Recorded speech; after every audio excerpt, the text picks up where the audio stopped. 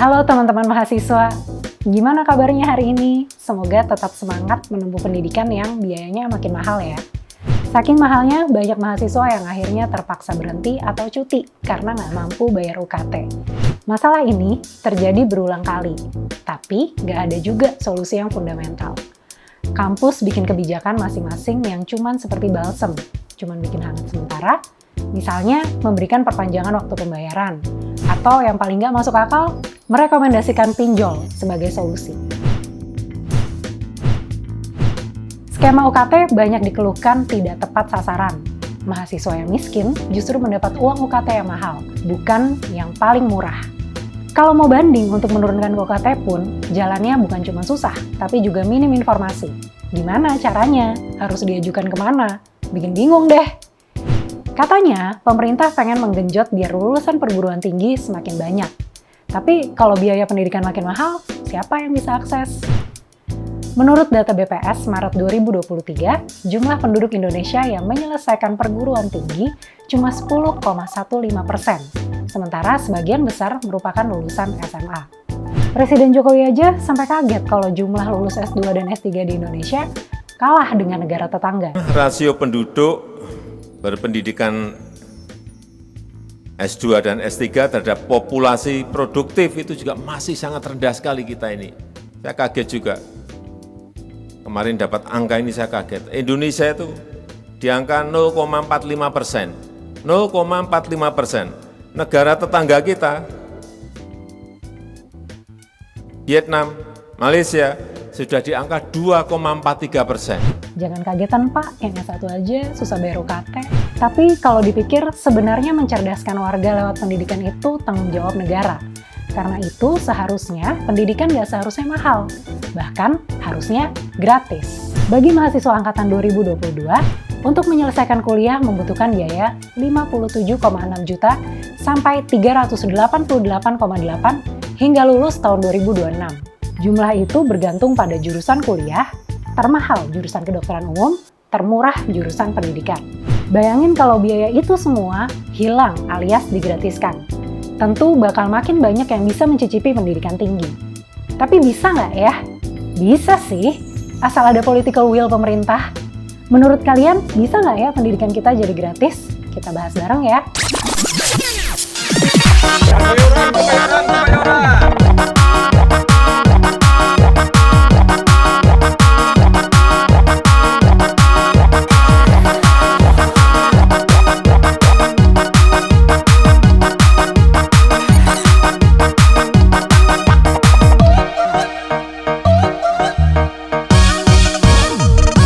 Halo teman-teman, selamat datang di podcast Pinggiran edisi kelima. Hari ini kita akan membahas tentang anak muda dan pendidikan gratis.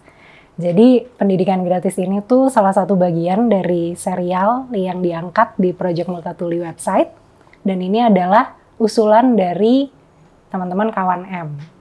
Nah, kenapa kita mikir isu ini perlu kita suarakan? Jadi selama ini kan ada pemberitaan bahwa ada mahasiswa yang kesulitan membayar uang kuliah, terus kampus malah merekomendasikan untuk mereka mengajukan pinjaman online dengan bunga yang sangat tinggi. Lalu ada juga berbagai kisah miris lainnya. Misalnya ada yang sampai meninggal karena dia terlalu tertekan mengupayakan gimana caranya nih biar bisa bayar uang kuliah gitu. Nah, ini memang terjadi rata-rata di kampus negeri, tapi yang perlu kita sadari juga, pendidikan gratis ini sebenarnya bukan cuman untuk mahasiswa yang berkuliah di kampus-kampus negeri. Karena kalau kita ingat lagi undang-undangnya, pendidikan gratis adalah hak dari setiap peserta didik, mulai dari pendidikan dasar sampai dengan pendidikan tinggi. Nah, hari ini aku akan ngobrol sama teman-teman dari Apatis dan juga aktivis pendidikan. Di sini kita udah bareng sama Olivia dan Mas Josu. Yep. Halo, selamat siang. Ya, Terima kasih udah datang di podcast Pinggiran. Jadi Olivia ini dari Apatis dan kalau Mas Josu gimana nih? Aku nyebutnya selain kayaknya ada banyak banget ya. Selain aktif di Apatis juga, terus apa lagi Mas? Ya kebetulan sekarang di Knowledge Major di Nalara Institute. Nalar Institute. Iya. Itu fokusnya juga Di kebijakan juga. kebijakan ranah pendidikan ini ya. Nah, jadi aku pengen tahu dulu nih cerita-cerita. Olivia bisa ceritain dulu ke kami semua kisah-kisah yang pernah Olivia dengar dari teman-teman atau mungkin yang pernah Olivia alamin sendiri soal tantangan-tantangan dalam membayar uang kuliah gitu. Olivia nih kuliahnya di UIN Sunan Kalijaga, Yogyakarta ya, teman-teman. Iya. Mungkin experience dari teman-teman UIN gitu ya, dan juga dari luar UIN juga pastinya. Itu ada yang sampai meninggal gitu. Itu juga baru-baru kemarin waktu Apatis juga launching gitu kan, maksudnya Apatis tuh mulai berdiri itu spontan sebenarnya karena isu ada teman kita namanya Rizka yang meninggal karena ya dia punya tekanan juga Kak, punya sakit, dia tuh sakit dan juga meninggal dalam keadaan punya tanggungan UKT gitu.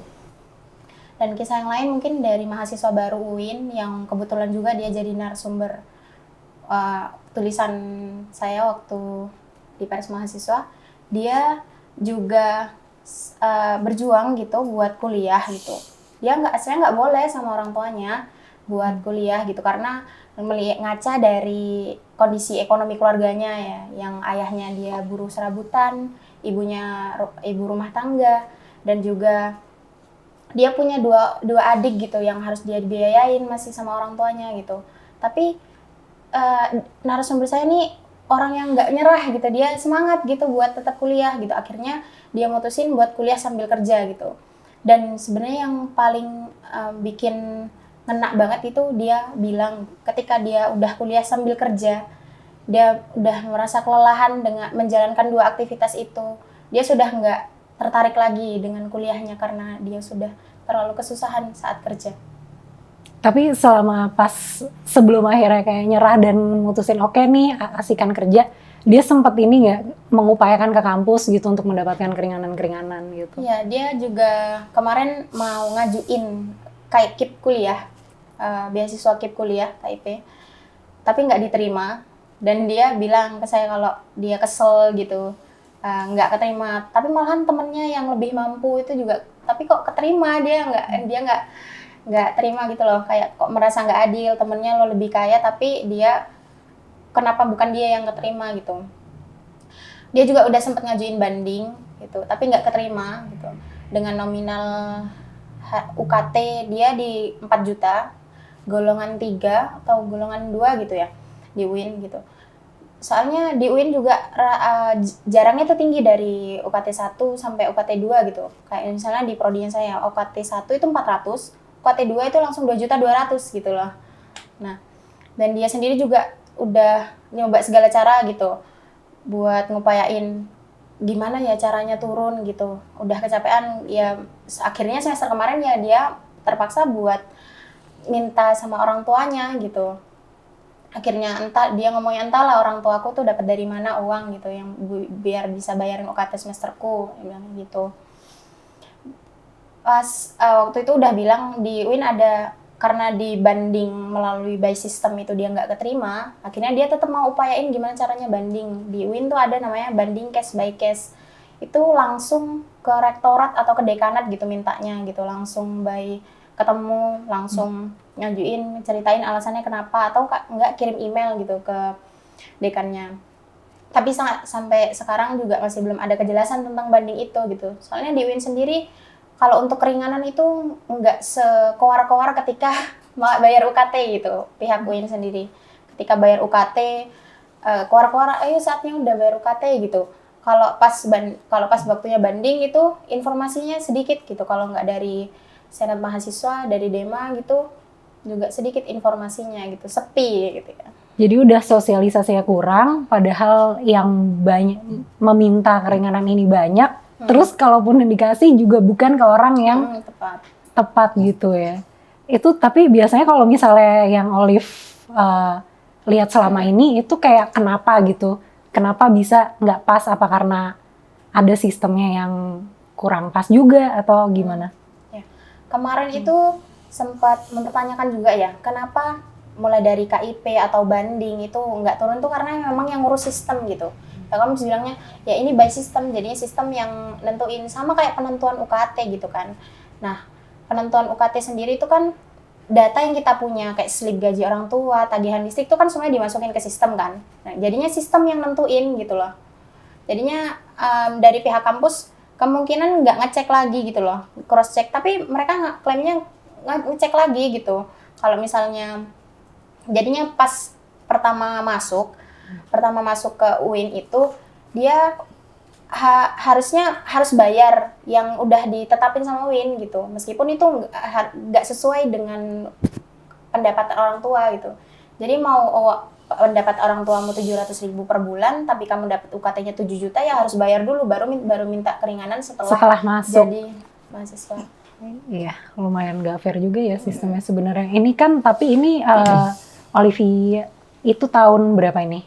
Itu tahun kemarin ya? Dia 2023. 2023. Nah, kayak gini sebenarnya kalau Mas Yosu bisa share juga pengalamannya yang soal UKT ini, apakah menemui kejadian-kejadian serupa waktu mungkin 7 tahun sebelumnya gitu? Oh, ya. Baik, terima kasih. Tadi kalau cerita Olive kan dia 2023. Kalau saya dulu masuk tahun 2013. Ini adalah tahun di mana sistem UKT itu untuk pertama kali diterapkan. Karena dia merujuk ke Undang-Undang Perguruan Tinggi 2012 nomor 12 itu kan. Nah, ketika dulu kami sebagai generasi pertama masuk dengan sistem UKT itu, salah satu wacana yang selalu disampaikan ini, UKT ini atau uang kuliah tunggal ini akan membuat pembiayaan kampus itu lebih murah dan lebih efektif gitu. Karena sebelum kami itu ada yang namanya sistem SPMA. Jadi ada semacam uang gedung, nanti uang per SKS ngambil kuliah berapa, maka kita harus bayar segitu. Ada uang yang nanti untuk wisuda, untuk kuliah kerja nyata atau KKN atau uang lab gitu. Nah, UKT itu dulu dijanjikan oleh pemerintah dan kampus itu dia menggabungkan semuanya. Uang kuliah tunggal kan esa kan, Tuhan yang Maha Esa tunggal. Tetapi pada prakteknya ternyata tidak seesa itu gitu. Karena ketika kami masuk dengan sistem UKT, KKN itu masih bayar gitu. Padahal KKN itu kalau di beberapa kampus dia masuk ke penilaian akademik kan, karena ada SKS-nya gitu. Nah, kontradiksi atau hal yang tidak pas dengan apa yang disampaikan itu sebenarnya sudah terindikasi sejak awal. Nah, yang kedua adalah sistem UKT ini juga kerap kali kalau di pembiayaan kampus itu ada namanya BKT ya. BKT itu kayak biaya pendidikan yang itu kayak ambang tinggi. Kalau kita beli tiket kan mesti ada batas harga terendah dan terbawah. Nah, dalam beberapa kasus kami ketika generasi pertama UKT itu ada yang UKT itu melebihi BKT gitu. Jadi yang harusnya itu sebenarnya itu juga melanggar karena UKT harusnya di bawah itu. Karena UKT kan dia punya ring 1, 2, 3, 4, 5 berdasarkan kapasitas ekonominya. Nah, kasus yang disampaikan oleh Olivia itu sebenarnya sejak awal sudah terjadi. Misalkan UKT itu kerap kali hanya menghitung pendapatan orang tua itu. Dia tidak cukup sensitif. Misalkan nih, saya pendapatan 5 juta, anak saya 1. Apakah itu lebih gede ketika pendapatan saya 7 juta, tapi anak saya 4 gitu. Nah, di fase awal itu tidak cukup sensitif terhadap beban ekonomi di rumah tangga keluarga gitu.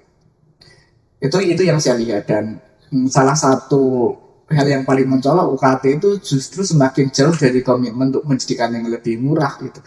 Karena kalau kita lihat dalam 20 tahun terakhir dulu waktu pemerintah itu masih berkomitmen anggaran negaranya untuk pendidikan, dalam hal ini perguruan tinggi negeri, itu 80% itu negara berkontribusi untuk itu gitu.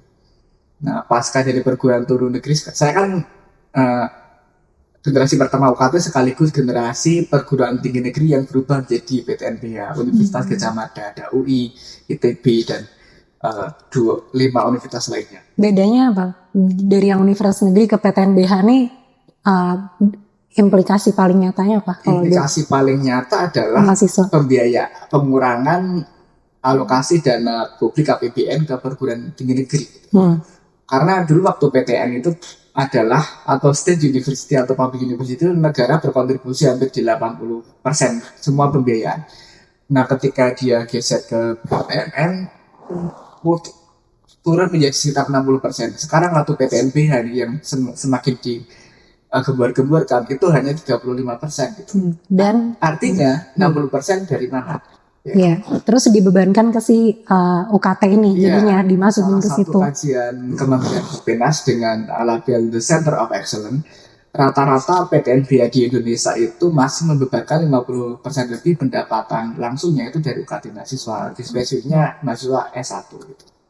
Tapi waktu 2013 itu tuh atau mungkin nggak di tahun pertama lah ya, perjuangan-perjuangan dari mahasiswa ini untuk tadi kayak meminta keringanan atau gerakan-gerakan ini munculnya kapan?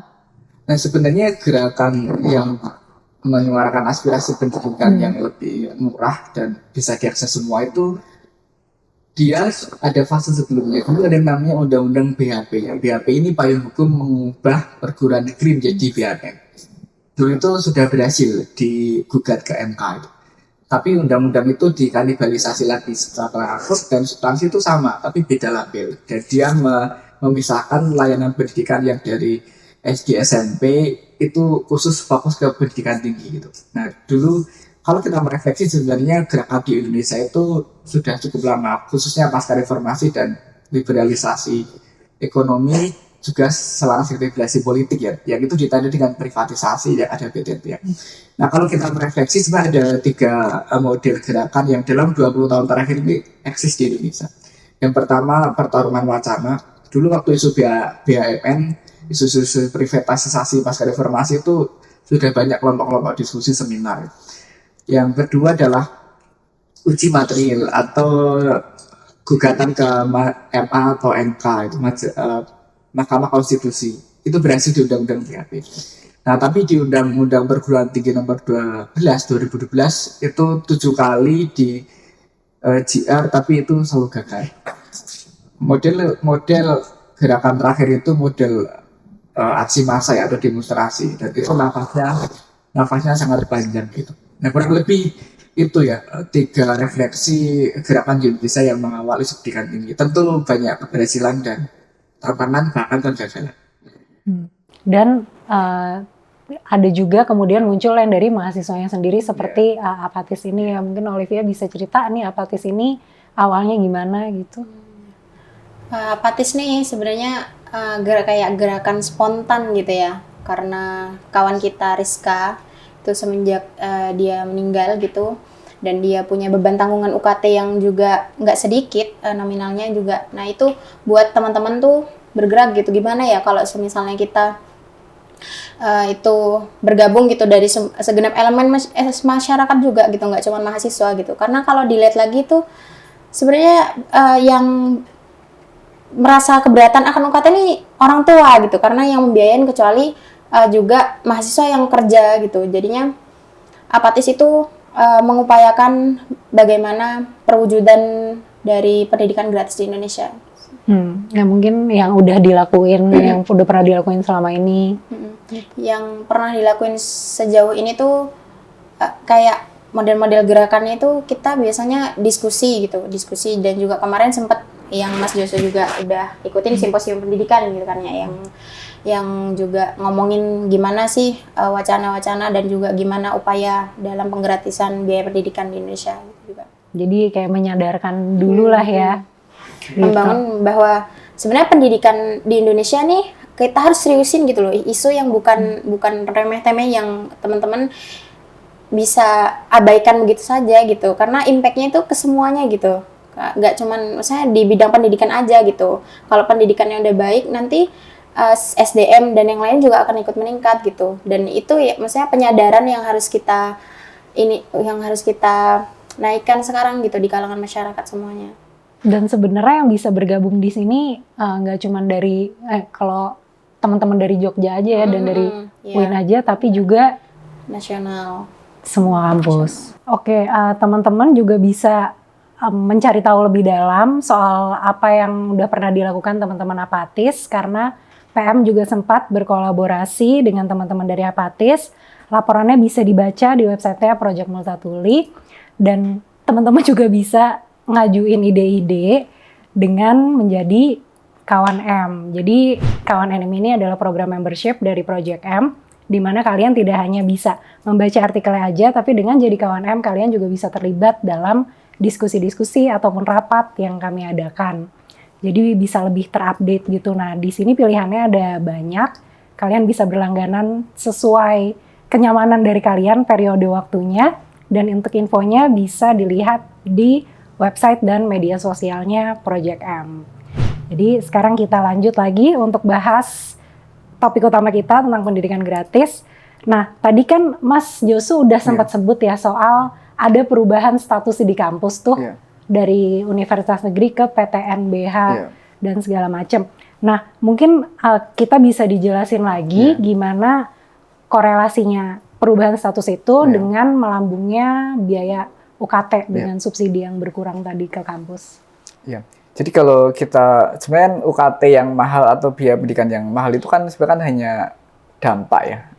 Kita bisa melihat sebab ini sebenarnya secara global ini sebenarnya hubungan antara bagaimana politik dan ekonomi global yang didorong oleh pasar itu mulai masuk ke kebijakan di nasional gitu. Nah, jadi pasca krisis ekonomi tahun 80-an, 90-an itu pasar mulai mencari ruang baru untuk istilahnya bagaimana modal ini bisa menghasilkan gitu. Nah, para penganutnya kemudian menganggap pengetahuan pendidikan itu bisa diperdagangkan. Itulah waktu itu kemudian banyak berbagai peraturan di lembaga perdagangan dunia dan entitas yang ada itu mulai mendorong dengan jasa pendidikan itu masuk ke sektor jasa yang diperdagangkan. Nah, dalam konteks nasional ini kemudian juga didorong oleh penyesuaian lembaga dan kebijakan termasuk Indonesia gitu. Indonesia saat itu harus mengikuti penyesuaian layanan pendidikan tinggi pasca reformasi itu. Ciri khas dari hal ini sebenarnya juga relevan dengan perubahan dari liberal ke neoliberal itu. Sederhananya gini, kalau liberal itu pemerintah atau negara itu nggak penting lah disingkirkan. Kalau neoliberal itu bagaimana pasar menggunakan kaki tangan negara untuk mempreteli negara sendiri agar pasar bisa masuk di layanan yang seharusnya itu dikelola oleh negara tapi diambil alih. Dan salah satunya hal ini adalah pendidikan. Karena bagi para penganut ini semua hal atau semua bidang yang tidak mendukung pertumbuhan itu harus tidak diutamakan itulah, kayak kesehatan, pendidikan kan akhirnya kan diprivatisasi ya. Nah, dalam konteks pendidikan tinggi kita, inilah yang kemudian merubah potret yang ada itu. Dulu kan kita mengenal namanya perguruan tinggi negeri, ya ada UGM, ITB, UI itu negeri kan di awal. Habis itu muncul yang namanya PTN BHMN, Badan Usaha Milik Negara, ada yang Badan Layanan Umum yang sekarang menjadi PTNBH. Ini sebenarnya adalah tadi melepaskan tanggung jawab negara, pasar bisa masuk. Nah, ini sebenarnya 10 atau 20 tahun awal itu sudah berkembang di Eropa, di Amerika gitu kan, dan masuk ke Indonesia. Bahkan dulu eksperimen pertama adalah di Chile, di Amerika, negara-negara Amerika Latin. Nah, pertanyaan lanjutannya apa dampaknya? Sebenarnya tidak hanya pendidikan yang mahal gitu, karena otomatis pengurangan subsidi negara itu berkorelasi dengan kenaikan biaya pendidikan. Saya masih ingat ketika saya membuat kajian perbandingan di 5 PTNBH awal, itu dulu waktu tahun 2000 di salah satu PTNBH X itu, rata-rata kalau kita kuliah 4 tahun, rata-rata itu kita hanya menghabiskan total 2,5 juta. Nah, ketika hari ini sistem PTNBH, saya mengambil rentang waktunya tahun 2020, rata-rata untuk kuliah 4 tahun, 8 semester itu orang harus merogoh kocek 132 juta. Betapa besar kenaikannya itu kan. Gitu. Itu tadi 20 tahun terakhir ya? Iya. Gitu. Oke. Dan bayangkan berapa sih kita para pekerja gaji naiknya itu. Iya. Berapa upah orang tua kita. Inflasi, Jadi ya nggak berbanding sama inflasi. Jadi makanya Olive tadi sangat benar banget, ternyata bebannya itu juga ke orang tua bagi teman-teman yang mungkin dia tanggung jawab pembiayaannya ke orang tua itu. Atau yang kerja dia harus kerja 1-2 tempat part time buat mencukupi gitu kan. Dan Nah. itu populasi yang paling dominan kan di Indonesia, orang-orang kelas menengah bawah gitu. Nah, kemudian nih kayak kenapa kalau menurut Mas ya kita ambil lagi konteks Iya, besarnya iya. ya. Kenapa kemudian si pemerintah juga ikutan gitu dan apa latar belakangnya tadi untuk melakukan perubahan sistem ini? Nah, setting ini sebenarnya bisa dilihat memberi celah agar pasar masuk ke situ. Dan yang kedua adalah dalam fase yang lebih lanjut, nanti pembiayaan pendidikan itu akhirnya orang bisa melakukan pinjaman ke unit perbankan atau skema lain kan otomatis kalau biaya pendidikan tinggi semakin mahal, orang perlu untuk membayar itu kan. Jadi ketika negara tidak hadir dalam tanda petik, ya orang harus membayar dengan kenaikan yang sangat tinggi gitu. Nah, kalau saya lihat ya tadi ini keberhasilan versi pasar akhirnya komersialisasi itu berhasil. Akses untuk orang masuk ke pendidikan itu tidak sebagai barang publik yang orang bisa mengakses itu kan. Ini sama lah kayak kasusnya misalkan ada di sebuah Pemda itu yang air PDAM aja diprivatisasi kan. Harusnya itu air minum itu barang publik, warga negara bisa meminum dan negara memberikan. Nah, pada akhirnya ya bisnis pendidikan yang setting itu dihadirkan gitu. Dan ketika Indonesia terjebak ke hutang IMF, sirkuit perdagangan global mau tidak mau ya dia kan terjerat itu kan. Oke. Nah, terus kemudian tadi kan disebut di dalam pasar ini ada aktor-aktornya. Salah satu aktornya adalah sektor swasta yang tadi menawarkan kemudian pinjaman online nih sesuai dengan apa yang direncanakan sama si Jokowi untuk kita dirangsang untuk kita coba gimana lembaga perbankan ini bikin model student loan seperti di Amerika Serikat. Nah, ini kan kemudian jadi solusi palsu ya. Gitu. Mungkin Mas Yusuf bisa memberikan pendapatnya soal ini gitu. Ya, itu sebenarnya satu estafet rangkaian gitu kan. Dari biaya mahal orang perlu pinjaman dan mengambil negara kemudian disingkirkan loh. Dengan penuh sadar karena yang membuat kebijakan yang negara sendiri dia merubah regulasi gitu kan.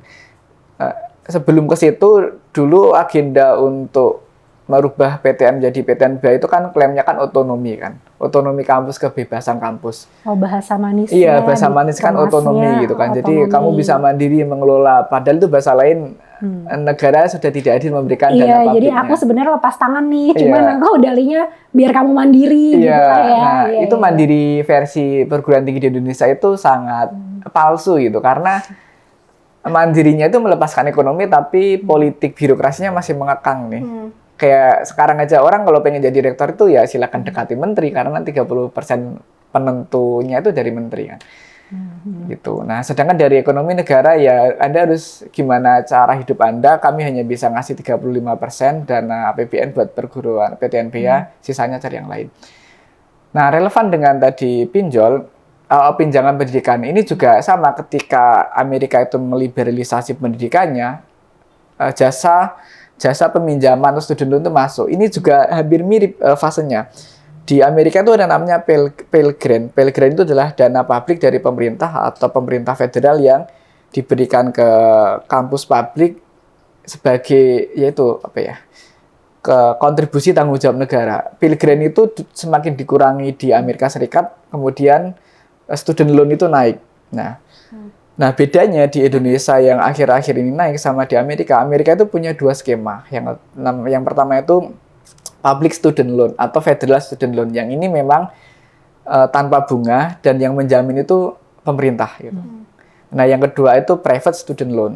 Ini langsung antara lembaga perbankan dengan si mahasiswa itu. Jadi kalau ini terjerat tidak bisa membayar, langsunglah ke mereka gitu.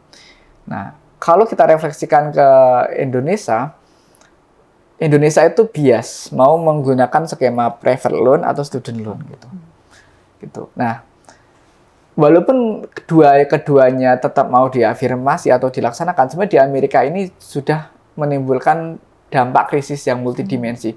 Teman-teman masih ingat ketika 10 tahun penerapan student loan di Amerika itu dia menimbulkan krisis kerentanan bagi mahasiswa karena dia harus membayar pinjaman itu ketika 10-20 tahun lagi bahkan sampai umur 40 tahunan baru bisa membayar untuk lunas. dan ini menimbulkan krisis atau student debt. Teman-teman masih ingat kalau ada aksi Wall Street atau kampanyenya Presiden Amerika dalam 1 dekade terakhir, salah satu tuntutannya kan pemutihan kredit pendidikan yang belum mampu dibayar gitu. Nah, harusnya Indonesia bisa belajar itu tidak serta-merta bisa diadopsi. Apalagi kerentanan ekonomi kita yang seperti ini gitu sih. Iya, dan sekarang ya itu ya, begitu berapa tahun ya, berarti 10 tahun. Terus yang kita dengar ya kisah-kisah miris yang tadi kita udah sebut di awal gitu. Nah, ini respon, kalau Olive sendiri ngeliat ini gimana responnya, dan teman-teman apatis juga gimana nih? Sama kayak solusi semua tadi gitu ya. Sebenarnya karena kampusku juga nyediain gitu ya, kerja sama Dana Cita, salah satu aplikasi pinjol juga, pinjol online. Dia respon mahasiswa sebenarnya awal-awalnya tuh nggak terima ya gitu ya. Kok bisa gitu, UKT mahal disuruh pinjol, dan kita juga akan terlilit hutang berkepanjangan gitu loh. Nah, tapi ternyata ada juga gitu yang pinjem gitu, dan mereka merasa ini kok siklus ini kok aneh gitu ya.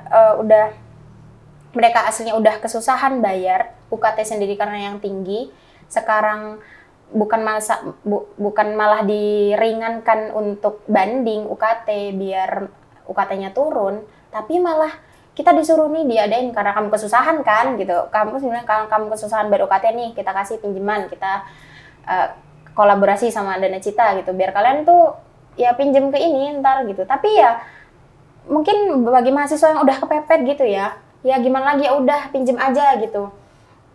Dan mereka nggak sadar gitu, mereka akan bayar bunganya yang dimana itu juga kalau misalnya mereka bayar full gitu juga, itu bisa buat bayar apa gitu, mereka yang lebih urgent gitu loh, daripada dibuat bayar bunga gitu. Tapi kita juga nggak punya pilihan lain gitu, karena UKT yang tinggi, dan kita juga nggak ada cara lain gitu, yang mau ya pinjol ini yang mereka pikir satu-satunya cara gitu loh, untuk biar membantu dari pendidikan mahal itu tadi gitu. Nah, terus kalau kayak gitu, apa kayak teman-teman dari Apatis kayak ngebantu advokasinya gimana, mulai dari yang pinjol ini sama yang lain-lain gitu? Kalau dari Apatis sendiri kemarin kita mau ngajuin gugatan ya. Kalau buat yang pinjol ini nanti gugatannya lewat PT-UN, Pengadilan Tata Usaha Negara. Kalau yang pendidikan gratis ini kita lewat CLS, Citizen Lawsuit gitu. Oke. Nah, sekarang udah sampai di tahap apa gitu? Kalau sekarang sih kita masih berjaring gitu ya. Kemarin udah selesai konsolidasi nasional, kita berjejaring, kita ngejelasin apa sih sebenarnya yang akan kita lakukan, bagaimana, dan targetnya seperti apa gitu. Dan untuk sekarang ya kita besarin dulu jaringan di Indonesia, karena kita membutuhkan sampel-sampel mahasiswa yang terkhusus untuk yang pinjol gitu ya. Jadi harus ada penggugat gitu. Jadinya kita butuh orang yang pernah pinjam online dan dia merasa keberatan akan hal itu gitu. Jadinya kita butuh itu. Iya, sama tadi berarti aku juga sempat baca si Dana Cita ini sudah berpartner ya. Berpartner ya, bekerja sama, bermitra, betul, bermitra dengan sekitar 148 kampus ya, dan dengan total pinjaman 40-an miliar ya kalau dari laporan teman. Miliar deh. Iya, miliar. Kalau dari catatannya teman-teman Apatis, berarti kan ini besar ya. Iya, besar. Cuman kalau misalkan apa dari yang mengadu dan yang mau kesadaran untuk mengadvokasinya, kalau dibandingin tadi jumlah 148 kampus yang udah kerja sama masih dikit ya berarti? Iya, karena sebenarnya student loan di Indonesia itu sebenarnya sebelum model pinjaman online untuk pinjol bahasa sekarang itu, saya masih ingat 2018 itu Jokowi punya statement resmi soal ini. Jadi perbankan itu menyediakan bank-bank plat merah, BUMN itu semua menyediakan BRI, BNI, dan sebagainya.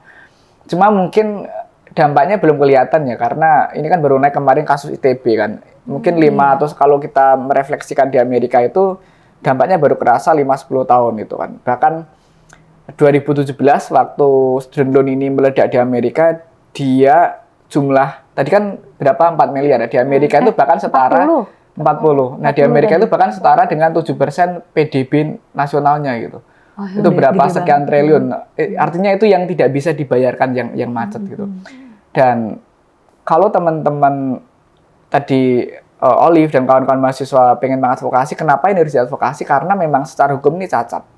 Jadi kalau kita merujuk ke peraturan pendidikan tinggi tahun 2012 nomor 12 itu ada pasal di situ yang mengamanatkan ketika si mahasiswa ini tidak bisa membayar biaya pendidikan, itu ada 3 skema yang harus dilalui. Pertama, pemerintah nasional itu hadir di situ, atau pemerintah daerah.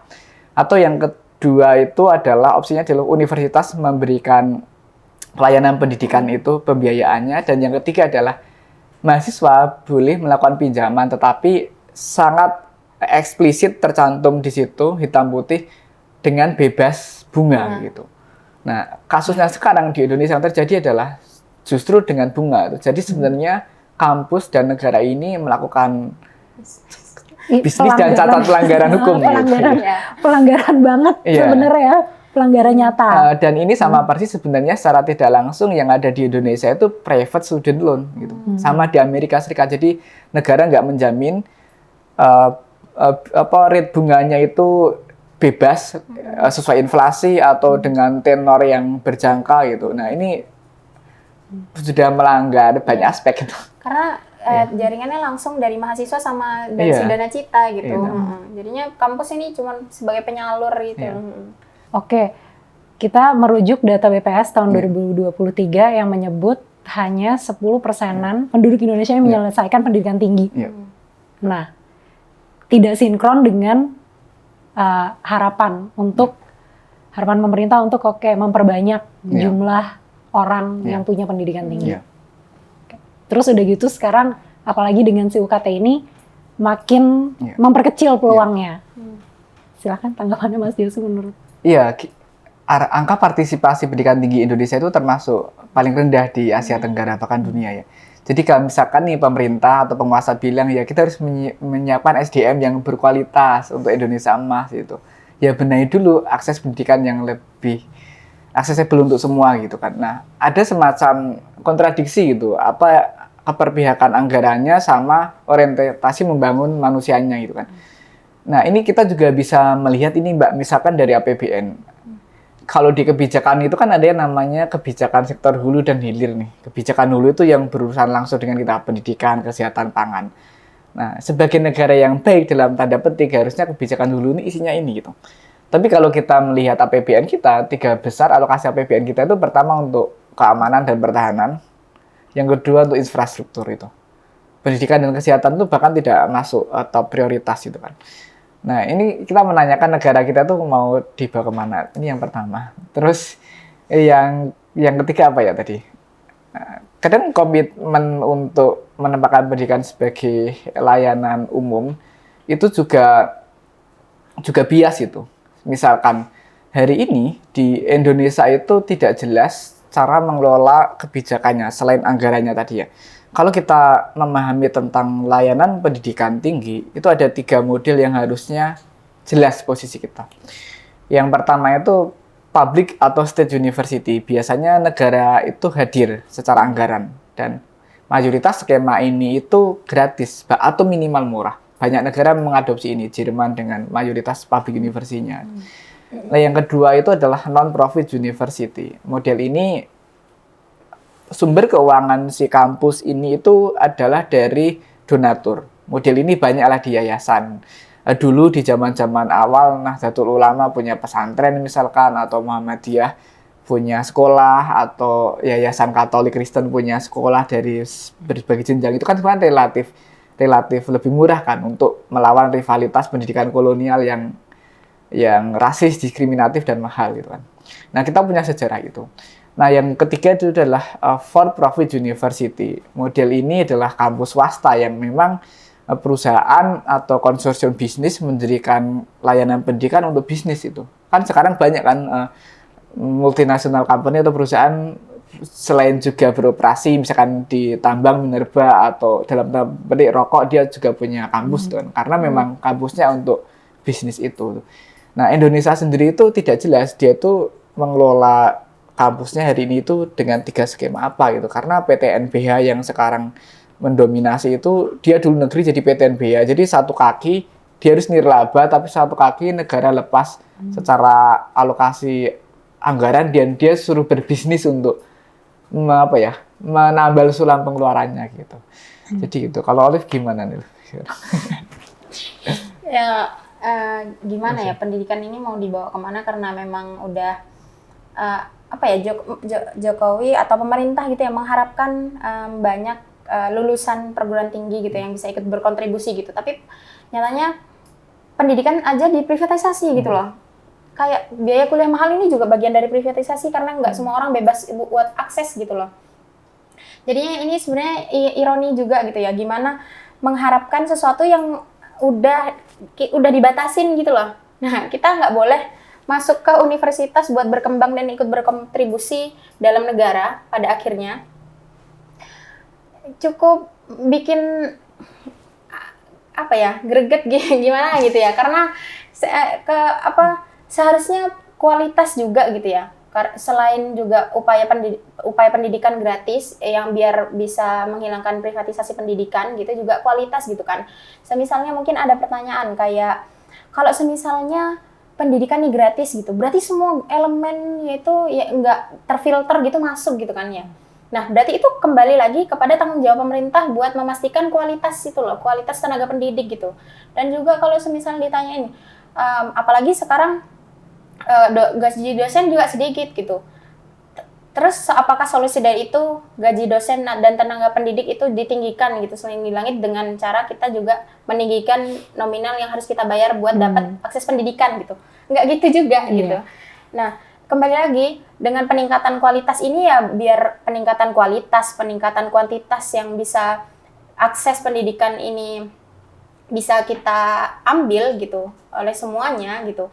Nah, itu juga bisa jadi outputnya gitu loh. Nanti juga akan kembali ke negara sendiri gitu loh. Kalau misalnya SDM nanti juga membaik dengan akses pendidikan yang luas gitu, akses pendidikan yang bebas, orang-orang itu nanti pajak juga akan naik, SDM, hal-hal baru yang lebih baik yang akan terjadi gitu juga pasti akan berimpact kepada negara sendiri. Nanti hasil dari pajak masyarakat yang berkualitas dan juga yang masyarakat yang udah berkualitas dan membayarkan pajak gitu juga kan akan kembali lagi sama pemerintah dan kepada negara juga gitu loh. Jadinya diperbaiki dulu, maksudnya pendidikan ini jangan diprivatisasi dan pendidikan ini juga dibagusin kualitasnya, ditingkatkan kualitasnya. Jadi tetap bisa gratis, terus ini kita mendingan apa nih yang bisa dilakukan sama pemerintah, rekomendasi-rekomendasi gitu. Mungkin dari Mas Josu. Iya. Yang jelas tadi secara anggaran harusnya pemerintah mulai mengembalikan komitmennya seperti ketika dulu di era perguruan tinggi negeri gitu. Itu sangat penting karena kita pajak dari situ dan harusnya pajak itu kembali ke warga, dan salah satu layanan dasar kita adalah pendidikan dan kesehatan minimal itu. Terus yang kedua, saya sepakat dengan Olive, selama ini orang menganggap dengan biaya pendidikan yang semakin mahal itu para pekerjanya sejahtera. Enggak gitu. Lulusan S3 luar negeri itu kalau jadi dosen di Indonesia dia gajinya berapa sih? 2,5 sampai 3 juta gitu kan. Itu lulusan S3 gitu loh, bahkan di luar negeri gitu. Nah, artinya yang rentan itu juga bukan hanya mahasiswa tapi juga para pekerja akademik, apalagi pekerja outsourcing gitu kan. Nah, artinya ini juga keperbiakannya juga harus jelas. Selain penganggaran tadi dan bentuk lembaga negara, pendidikan kita harus clear dengan 3 itu, negara mau di posisi mana gitu. Ini juga menandai orientasi ekonomi politik kita mau kemana. Pembukaan kita sudah menjelaskan kita negara kesejahteraan gitu kan, mencerdaskan kehidupan bangsa. Harusnya dia komitmen justru memperbanyak public university, bukan PTNBH gitu.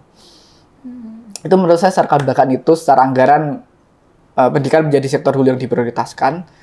Terus yang ketiga, apa yang bisa kita lakukan? Tadi saya sempat nge-mention 3 model gerakan dominan di Indonesia kan, pertarungan wacana, gugatan hukum ke PT UN maupun ke MK dan juga masa aksi itu. Nah, selama ini itu keberhasilan kita itu hanya di JR Undang-Undang BHP 2009. Setelah itu sampai hari ini itu kita nggak ada yang berhasil gitu. Di berbagai uji material dengan cara-cara yang lebih terhormat kalau bahasa orang hukumnya itu kan.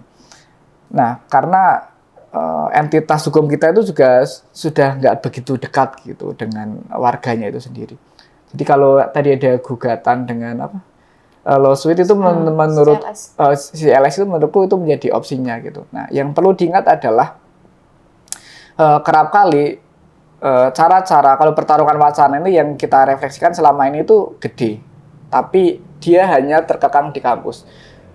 Pertarungan wacana itu tidak bisa cukup apple to apple atau kekuatan yang sama dengan kondisi saat ini. Model neoliberal itu kan merombak struktural. Intervensi wacana itu non struktural gitu. Harusnya dia masuk ke struktural. Konteks ini adalah merevisi undang-undang terus masuk ke ruang-ruang parlementari itu harusnya mulai menjadi wacana bagi siapapun yang punya concern ke isu pendidikan itu. Itu menurut saya.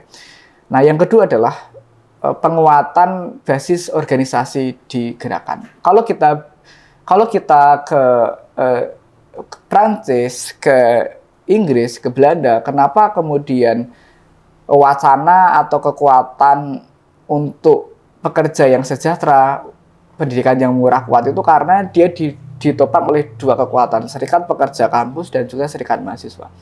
Nah, di Indonesia itu kita nggak punya serikat pekerja kampus itu. Ketika mahasiswa dia demo kemudian dikriminalisasi atau harus ketemu rektor, dekan, kaprodi, itu relasi kekuasaannya itu timpang gitu. Nah, inisiasi serikat pekerja itu menurut saya penting gitu. Kita ambil contoh.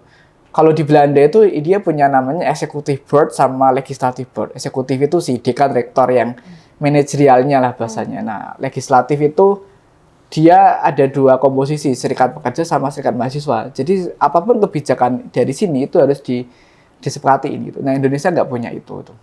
Jadi menurut saya relevansi pengorganisasian yang lebih luas tuh harus ada di kampus.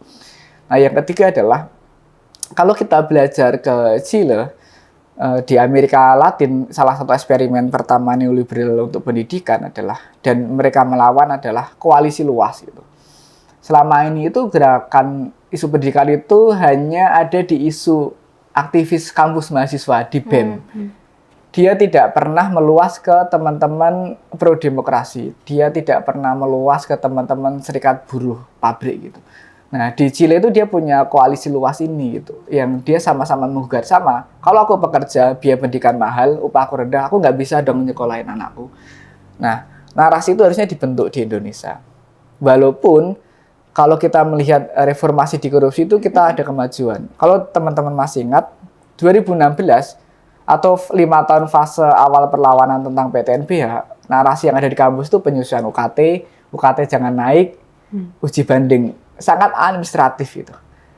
Nah, kritik ini kemudian kalau saya lihat ini ada kemajuan di reformasi di korupsi. Walaupun itu isunya isu korupsi, isu pendidikan naik. Aku masih ingat poster-poster teman-teman itu isu pendidikan itu masuk ke situ. Dan karena dia berinteraksi ke serikat pekerja, ke teman-teman aktivis pro demokrasi, dia mulai naik yang sekedar menyesuaikan biaya pendidikan, pajak progresif untuk biaya pendidikan. Nah, interaksi ini kan membentuk wacana yang lebih maju itu kan. Nah, harusnya ini juga ada. Tapi sayangnya di Indonesia ini gagal, selain karena pandemi. Menurutku kita nggak punya partai politik progresif alternatif di parlemen. Nah, keberhasilan ini ada di Prancis, ada di Chile gitu. Ketika para serikat kampus, serikat mahasiswa itu masuk, dia punya representasi di parlemen dan dia bisa menyuarakan itu. Di Indonesia itu kan kita nggak jelas. Partai politik kita tuh nggak pernah ngomongin ketimbangan. Kita nggak pernah clear mana spektrummu. Ngomongin yang paling mentok, kamu nasionalis atau religius. Dia nggak pernah bicara redistribusi, dia nggak pernah bicara pendidikan untuk semua. Nah, menurutku itu harus mulai diwacanakan ke depan sih gitu. Iya, nyinggung soal yang tahapan-tahapan tadi tuh ya. Yang Undang-Undang Nomor 13 itu kan ya, isinya tentang ya bagaimana tahapan-tahapan biar pendidikan tuh gratis gitu, bertahap-tahap gitu kan, nggak bisa langsung gratis gitu kan, karena dana APBN yang 2024 ini kan udah dialokasikan buat pemilu gitu kan, jadinya bertahap gitu. Nah, yang dari hasil teman-teman apatis kemarin itu ya kita bertahap gitu dari tahun, semisal terrealisasikan tahun depan gitu 2025 sampai 2030 5 tahun ke depannya, itu dimulai tahap penurunan ini biaya pendidikan, nggak ada kenaikan lagi di PTN, PTS, dan juga sekolah-sekolah gitu. Dan lanjut di tahun berikutnya itu untuk penggratisan penggratisan biaya pendidikan bagi sekolah di yang 3T gitu, terdepan, terluar, dan T1 lagi aku juga lupa. Ya. Oke. Tertinggal. Iya, Tertinggal. Oke. Nah, itu juga itu dipertahanin gitu penurunannya lanjut kepada tahun 2030 sampai 2035 itu udah mulai penggratisan dengan penyesuaian, dan juga di pedalaman itu juga dipertahankan yang daerah 3T tadi penggratisan biaya kuliahnya itu dipertahankan, dan baru nanti tahun 2035 sampai tahun 2040 itu udah mulai pemerataan penggratisan di semua sektor. Nah, sampai 2045 bertepatan sama Indonesia Emas itu juga penggratisan biaya pendidikan di semua bagi semua kelas sosial, bagi semua wilayah di Indonesia itu udah bisa tercapai gitu loh. Ya, berarti kan ini teman-teman dari Apatis udah kayak bikin proyeksinya gitu kan, cukup jelas ya proyeksinya ya. Tadi mungkin aku menambahkan, Olive, selama ini kan orang yang skeptis terhadap pendidikan gratis itu tidak realistis adalah sumber keuangannya ya. Nah, pertama ini lebih ke political will aja itu. Maksudnya secara undang-undang dasar kita mengamanahkan itu, secara anggaran itu ada anggarannya, cuma salah atau tidak tepat prioritas saja. Kalau kita belajar dari Chile, waktu dia fase awal pendidikan gratis sampai pendidikan tinggi itu, dia melakukan nasionalisasi terhadap perusahaan-perusahaan asing gitu kan, pasca 2012-an gitu kan. Kalau di Jerman, negara-negara Jerman dan negara-negara Eropa Utara, Skandinavia itu dia pendidikan termasuk kesehatan gratis dari pajak progresif. Memang tinggi sih 45% pajaknya itu. Tapi kan kita kabung pas gratis sampai kuliah gratis itu kan. Walaupun skema yang model negara industrial maju kayak Jerman itu agak penuh tantangan di Indonesia karena mayoritas ekonomi kita kan informal, UMKM itu kan. Akhirnya target pajaknya juga tidak gede dan ini kayak ekonomi yang paling rentan gitu kan. Nah, ini juga menandai kegagalan kita. Selain kegagalan terhadap komitmen pendidikan publik adalah kegagalan kita membangun perekonomian kita gitu. Kita gagal melakukan industrialisasi domestik kan. Jadi memang pendidikan gratis itu memang dia menyarankan struktur ekonomi kita itu kuat, dan itu harusnya industrialisasi domestik yang ternyata itu hadir gitu. Di sektor-sektor yang padat karya, manufaktur itu kan, yang pekerja bisa berserikat tuh. Dengan sekarang dominasi UMKM kita memang sangat kurang memadai untuk ke situ itu. Artinya kita nggak hanya merombak layanan pendidikan harusnya, tapi juga merombak perencanaan dan struktur ekonomi kita gitu. Ya, mungkin buat yang tanya-tanya tuh ya, dananya dari mana gitu, pendidikan gratis gitu. Kan sebenarnya kalau dari hasil risetnya Mas Bima Yudhistira gitu kan ya, 64 atau 67 paling banyak itu 95 miliar gitu kan. Nah, sebenarnya itu banyak kan ya, tapi kalau misalnya kita lihat lagi itu nggak banyak-banyak amat gitu, karena kalau dari data hasil korupsi gitu kan ya, korupsi di Indonesia juga lebih tinggi kalau misalnya dijumlahin dari tahun 2021 sampai 2022 itu lebih tinggi dari yang kita butuhkan buat menggratisan biaya pendidikan gitu dari selama satu tahun kan itu lebih tinggi. Jadinya kita harus ya perketat itu gitu loh, perketat pengalokasian biaya pendidikan yang benar kata Mas Jose tadi, yang diprioritasin gitu loh. Tadi jumlahnya berapa? 95 triliun atau miliar? Miliar. Pembiayaan pendidikan kita ya Mbak ya. Ya itu skema itu untuk simulasi gratis UKT 1 tahun sebenarnya. Kita dulu pernah melakukan kajian sebenarnya rata-rata berapa sih dalam 1 tahun agar pendidikan itu gratis untuk jenjang swasta sama negeri ya. Rentang UKT kita kan paling rendah itu kan 500.000. Paling tinggi itu 25 juta biasanya. Nilai median sebenarnya. Tadi yang mungkin yang dikatakan Olive adalah nilai tengahnya kalau 1 tahun itu pemerintah seperti apa. Ini sebenarnya konteks kajian ini waktu kita dulu pandemi, kita masih ingat dulu. Salah satu problem pandemi itu nggak pakai fasilitas kampus, nggak pakai lab, nggak pakai infrastruktur apapun di kampus, tapi UKT masih penuh. Nah, dulu kan ada isu itu kan. Jadi kita kemudian buat simulasi selama 2 tahun pandemi itu harusnya gratis atau paling nggak minimal bayar 20% gitu. Itu yang kemudian menjadi titik balik. Sebenarnya kita juga memungkinkan pendidikan tinggi gratis yang lebih panjang gitu sih. Miliar apa triliun tadi jadinya? Itu untuk simulasinya tuh 1 triliun itu triliun itu, Mbak. Oh, triliun. Oke. Nah, terus kemudian ini selanjutnya deh, terakhir deh, biar kita agak optimis sedikit ya. Punya ini nggak bayangan utopia gitu ketika nanti berapa tahun dari sekarang memang pendidikannya udah gratis itu. Terus situasi ideal yang harusnya ada terjadi di kita sekarang tuh gimana? Kalau sekarang kan udah sangat-sangat tidak ideal ini ya. Gitu. Dari Olive? Idealnya ya kita berandai-andai ini ya kan ya. Kalau misalnya biaya pendidikan berujung berhasil gratis dan juga SDM masyarakat Indonesia ini berkualitas gitu. Ini akan berimpact ke semuanya gitu loh. Nah, kembali lagi kayak pekerjaan kita gitu, tingkatnya kriminal gitu kan. Nah, itu semuanya sebenarnya bisa terhasil dari pendidikan gitu loh. Kita dididik pendidikan yang berkualitas, nantinya juga akan muter gitu kepada negara sendiri gitu. Negara kan butuh kontribusi kan, kontribusi masyarakat di masa depan, kontribusi mahasiswa lah gitu kan ya. Nah, kalau misalnya pendidikan ini gratis, semua angan-angan itu akan terwujud gitu loh. Kita akan jadi negara yang makmur, kualitas SDM kita meningkat, dan hal-hal yang kita lihat sekarang itu mungkin nggak akan kita lihat lagi gitu di masa depan gitu. Pemahaman masyarakat gitu tentang isu pendidikan ini penting gitu, basic gitu. Mas Josu? Ya, utopia atau harapan itu memang penting karena itu adalah cara kita mengimajinasikan bahwa hari pagi masih ada setelah gelap malam gitu. Sejarah kita selalu menunjukkan bahwa pendidikan itu menjadi ruang untuk memerdekakan gitu. Orang sepakat itu. Dan orang juga sepakat adalah pendidikan itu cara membentuk kita peradaban gitu, yang lebih layak dan maju dan tentu adil.